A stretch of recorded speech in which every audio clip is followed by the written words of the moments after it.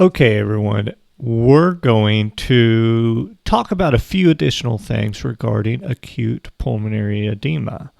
The initial video covered it very well, talking about the pathophysiology, some of the treatment, the importance of the treatment.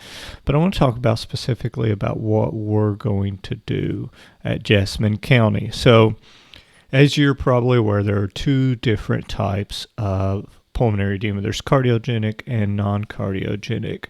Primarily, the type of pulmonary edema that we're going to be treating in the field is going to be cardiogenic pulmonary edema. This occurs with patients with, chronic heart failure that then experience worsening heart failure. It could be acute valvular disruption, so like a valvular rupture, which is pretty serious. It will result in very serious and frank and obvious pulmonary edema. Could be an acute EMI. Could be a sudden increase in the patient's blood pressure. But the end result is a characteristic presentation by the patient. And we call this SCAPE, or we can call it SCAPE, SCAPE, which stands for sympathetic crashing acute pulmonary edema. And there's literature on this. If you just Google SCAPE, you'll find a lot of good resources. So these patients present with REL. So how do we differentiate between pulmonary edema and pneumonia? Well, we get a temperature, and if they have RELs and they're afebrile, and then they have these other features or presentations, then we presume that they are in SCAPE, or pulmonary edema, also known as flash pulmonary edema. So if you've heard it called flash pulmonary edema, kind of the same thing. They also present with hypertension, and I'm not talking about any hypertension. I'm talking about severe blood pressure through the roof type of hypertension. What's the difference between acute pulmonary edema and cardiogenic shock? Well, cardiogenic shock can also present with RELs, but they're also hypotensive, and we wouldn't manage it the same way. We'd be a little more conservative with our CPAP. We might not go up as high on our PEEP levels, and we definitely wouldn't give the doses of nitro that we're going to be talking about. And they also have pink frothy fluid, which is this exudate from the pulmonary vasculature getting into the alveoli. And generally, these are the kinds of patients that you put them on some oxygen and it doesn't go up much, or it doesn't go up as you would expect. They could be at 60, 70%. You put them on a non-rebreather or high-flow nasal cannula, and you see very little increase. And walking in, if this patient's presenting like this, they're sitting upright, they're tripod, they're cyanotic, they're diaphoretic, they're hypertensive, very tachycardic, they have RELs up to their clavicles. Right away that supplemental O2 is probably not going to be effective, and you're more than likely going to just need to head straight for CPAP in these patients. It's important to remember that this is an oxygenation problem primarily. They have no problem moving air in or out of the lungs. They have problems at the level of the alveoli. So they have a problem. So they can get the air that they're breathing in to their alveolar space. But the problem is that the oxygen can't diffuse to the pulmonary vasculature because of that fluid that is preventing it from doing so. And also that's what's causing the RELs that you hear. The lungs are becoming atelectatic. The alveoli are closing shut. And when you hear those RELs, it's generally on inhalation, because as the patient inhales, they take in a deep breath, the alveoli open up briefly for the air to pass through the fluid-filled alveolar sacs, but as they exhale, the alveoli become shut. So you have perfusion to the lungs, but the oxygen is not getting to that. So the blood is flowing through the capillary membranes, but the oxygen's not able to diffuse into the capillary membranes because of the fluid that's in the lungs. So it's primarily a oxygenation problem, and these folks need PEEP. They need PEEP. So what's the difference between PEEP and CPAP? Well, CPAP is continuous positive airway pressure that occurs through the duration of the respiratory cycle. So if that patient's inhaling, they're getting the same amount of PEEP as if they're exhaling. We just call it CPAP. CPAP is constant PEEP. Now, the bread and butter mainstay treatments, CPAP and nitro. CPAP and nitro. That might be a test question. And it should be, right? We got away from using Lasix years ago when I came on board, and you can see that in the training video. That physician even said that it's generally a problem with fluid distribution as opposed to fluid overload. So for these patients, we're not necessarily concerned about getting fluid off. We're more concerned about getting fluid redistributed where it needs to go. So we're going to focus on getting CPAP on board early. You're generally going to start off with PEEP of 10, and that's what your protocol has. And if you're using the GoPAP, you're an AEMT or EMT, you can start off at 10, especially if they're hypertensive. If they're hypotensive or the blood pressure is at the lower end of normal, we might want to have some more reservation with going straight to 10. And again, you can be at a PEEP of 10 and their SpO2 can still be low. So if you're using the GoPAP, you might need to add a nasal cannula underneath or add it to one of the nipples on the side of the mask. And then nitro. So we don't want to wait to get an IV before we give sublingual nitro. We don't want to wait to get an IV before we give sublingual nitro. All right. Now, if you're an advanced EMT and you're given these sublingual nitros and they're not working, this patient might need, or they could benefit from IV nitro. So you might want to consider calling for a paramedic so that they can give IV nitro, or getting one on scene early to evaluate whether or not this patient needs IV nitro. So the benefit to IV nitro is that you don't have to take the CPAP mask off to give it, which you lose alveolar recruitment. The alveoli become shut again when you remove that mask. Also, the patient is getting a fraction of the sublingual nitro that you give sublingually. And I don't remember what percentage it is, but it's not the full 400 mics. With IV nitro, we have the ability to, go up to 200 mics a minute without calling online med control, and they're getting all of it except for a little bit that we'll talk about here in a minute. Now, your sublingual nitro is blood pressure dependent. If the systolic's greater than 100, you just give one. But if you got a systolic greater than 160, you start off with essentially 800 mics sublingually minus what is not distributed. So you're going to be starting off with 2 sprays every 5 minutes as long as the systolic is more than 160. Now I'm going to play a pretty interesting video, and we'll talk about the management, but this is good to see how it presents, how a patient with severe pulmonary edema may present.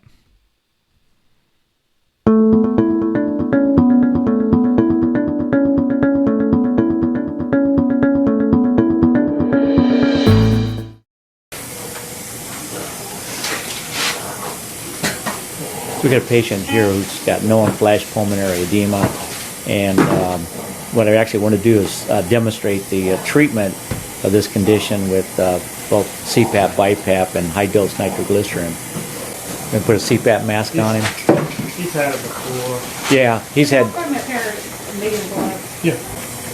He said he's had it on about So diaphoretic. Oh, we were cooking out really bad. Okay,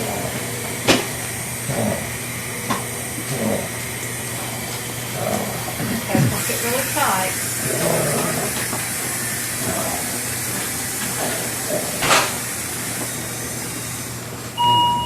Ma'am, he tolerates the mask pretty well, if I remember right, because last time I talked, I treated him, he seemed to tolerate it well.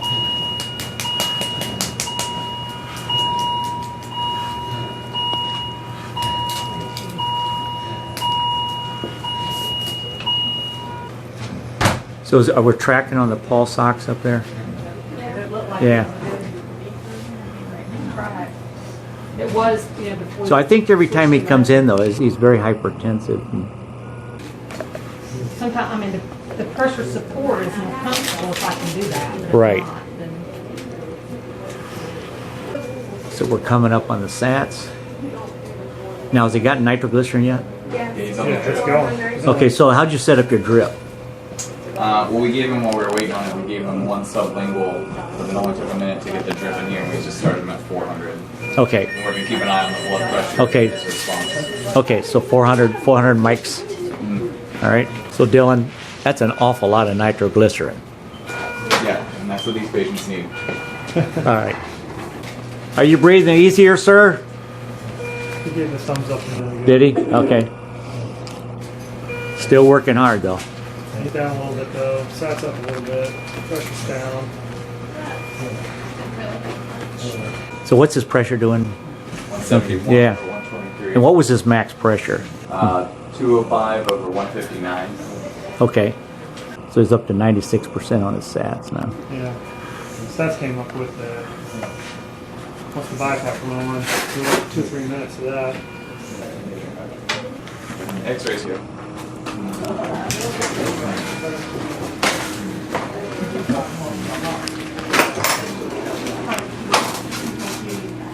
A little bit Ativan or something like that. Shoulder a little bit. It's against Hey Chris, right. so what's happening now? We're getting ready to intubate him. Okay. So he vomited He vomited, so we're gonna intubate him. with while on the face mask, so So the problem is, it's a pulmonary edema fluid, but it's still going to be, it's still potentially mixed with gastric flora, Are you okay? You gonna vomit mouth again? flora, that kind of thing. You don't want that back. so your significant other's girlfriend. Yeah. What happened tonight then? He He woke up about an hour, what time was it, 4 o'clock? About 3 o'clock, I guess, about 2:30. okay. Said that he was sweating. He had that cold kind of sweat. Right. And he got up and left. I thought he was in the bathroom. And he come back and he heard the heaving, that rasping. Yeah. And here we came. Right Yeah. here. All right. So you and I've met before because Yes. we treated him in another room Yes. here probably a month or two ago, or for flash pulmonary edema. Maybe it was longer. It Maybe was longer than that. The last time he was here, they just sent him home that same day. Yeah. That's because he ate too much salt. Yeah. The time before that, it was like this. Actually, this was worse than the Okay. time before that. Okay. Yeah. But you took care of it then. Yeah. And he responded fairly rapidly at that time he did. That's we did. why I was kind of shocked. Like last time, it was like boom. Right. And this time it's a But little he bit. still stayed in the hospital like a week. Right. No matter how old you get, remember what your mother said about the clean underwear thing. It still probably was his favorite T-shirt. Yeah.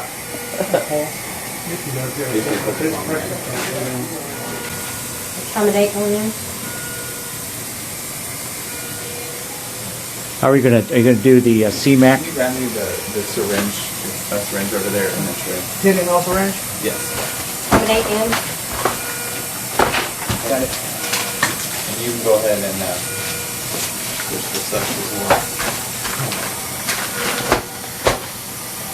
Get your ambu bag and everything ready.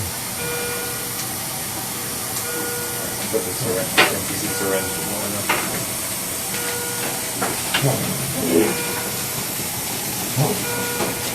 Okay. Explain the class. Just relax. We'll be fine.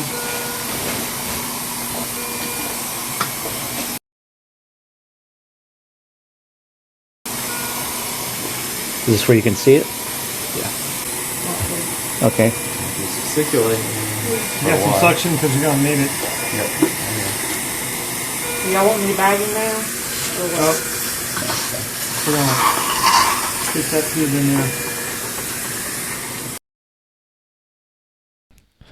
So I was probably a little too judgmental. The management wasn't really horrible. They tried CPAP. I'm not sure what their CPAP or BiPAP settings were. And there's not great evidence that honestly that CPAP's any better than BiPAP. Where he was getting fatigued, some BiPAP could have really helped him with some inspiratory support. So maybe starting off at for him, he needs higher PEEP, right? He needed PEEP close to 10, so maybe 16/8. So 16 on the P control and 8 on the 8 on the P control and 8 on the PEEP. And then go from there if you needed more support. You could go up a little on the P control, but you're getting awfully close to 20, which could preferentially send air down through to the stomach. Now they chose etomidate and sucks, and it was kind of neat. You could see the fasciculations. I'll back up a little bit and we'll watch the fasciculations again, which is kind of generally your trigger when you're using succinylcholine as a paralytic to know that this patient is ready to intubate. Now, what we're not seeing is what his SpO2 is. So did they actually pre-oxygenate him up? Remember, patients with acute pulmonary edema can be really hard to pre-oxygenate, especially if you're just using a non-rebreather. So in this case, I would place a nasal cannula underneath the non-rebreather.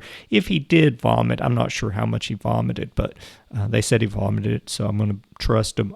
Put a nasal cannula on at least 15 liters, maybe a little bit more, and then non-rebreather probably. If I couldn't keep him on the CPAP or BiPAP until he was paralyzed, probably 15, 25 liters per minute on that non-rebreather, and then when they pull the non-rebreather off to intubate, they can leave the nasal cannula on at high flow to try to oxygenate some. It might flatten that curve out a little bit so they don't desaturate as fast. But it would be nice to be able to see the SpO2 right now. So we'll watch him intubate. You can see it? You can see the fasciculations. Okay. You got some suction because you're gonna need it. Y'all want me to bag him now? We're gonna get that tube in there. He's not using the Ducanto catheter. Not using salad, is he? That's okay. It's okay for them, not for us. Yeah, just do a deal. What you need? He's a little too deep. I can see it. Back up a little There bit. you go. Sorry. Right. You can get it down far enough. You're right there. You're knocking. Yeah. Yeah, he's hitting Knocking on the the door. anterior portion of the trachea. If he backed up a little bit, he probably wouldn't be doing It that. should be right there. Okay, go ahead and pull the stylet back for me.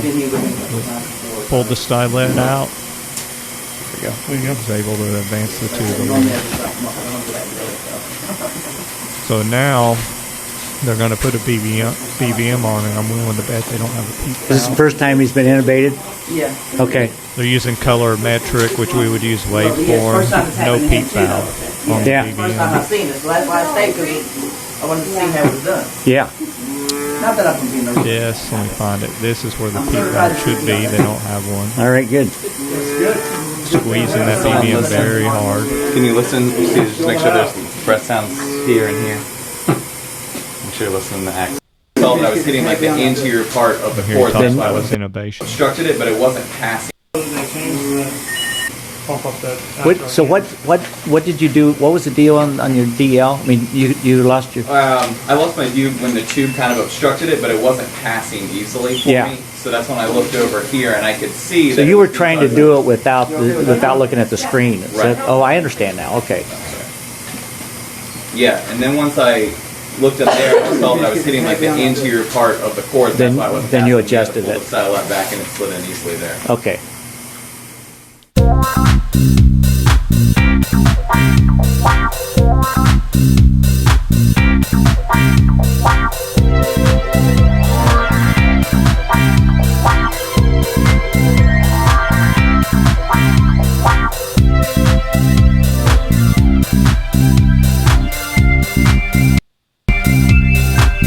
So it was a pretty interesting video to kind of see how they would manage it in the hospital. Not really a whole lot different than how we would manage.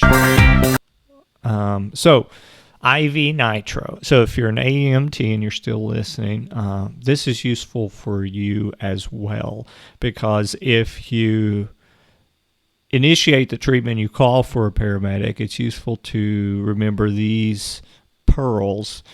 So we're going to start with CPAP, sublingual nitro. You don't need an IV, again, to give sublingual nitro, especially for these patients.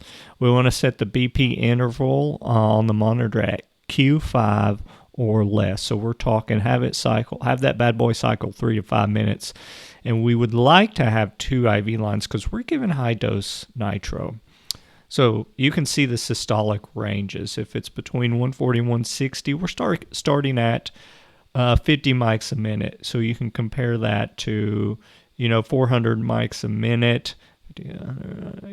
400 mics every 4 minutes. Oh, sorry, 200. I cannot do the math right now. So 200 mics every 2 minutes, or every 4 minutes, golly. But remember, the patient's getting all of that medication. Now, if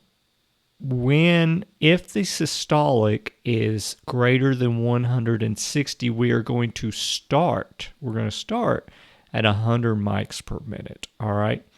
And with each of those, even within the 140 to 160 range, we can still titrate up. It doesn't mean you have to stay at 50 mics per minute. So if the systolic's 155 and we'll start at 50, I'm just going to cycle that BP every few minutes, and I'm going to look and see what the blood pressure's doing, and then I'm going to gradually increase, all right? If I start at 100, then I'm going to titrate up by, generally about 25 mics per minute until I see a response. So if we're giving 200 mics per minute, that's a lot of IV nitro. That's, in 5 minutes, you're given a gram. All right, so that's a lot of IV nitro. But when you're giving that dose, if you go up to like 200 mics a minute, you're decreasing afterload because nitro is dose dependent. At lower mics per minute, you're actually just reducing preload. But since there's left ventricular failure and high filling pressures in the left ventricle, we want to decrease the afterload so that to make it easier for that left ventricle to push blood forward so that it's not all backing up in the lungs. Now, something to think about, a consideration, probably a moot point. They recommend that you use non-PVC tubing, which is what we have right now. They do make it for the Sapphire IV pumps, but they don't sell it in our county. Go figured. And what they say here is that the delivered dose is less than those reported. So they say the usual adult starting dose in published studies have been 25 mics per minute or more. Obviously, we're using higher doses, and to be honest with you, the majority of the studies that they use on nitro, they use PVC tubing, so some of the nitro does get absorbed in the tubing itself.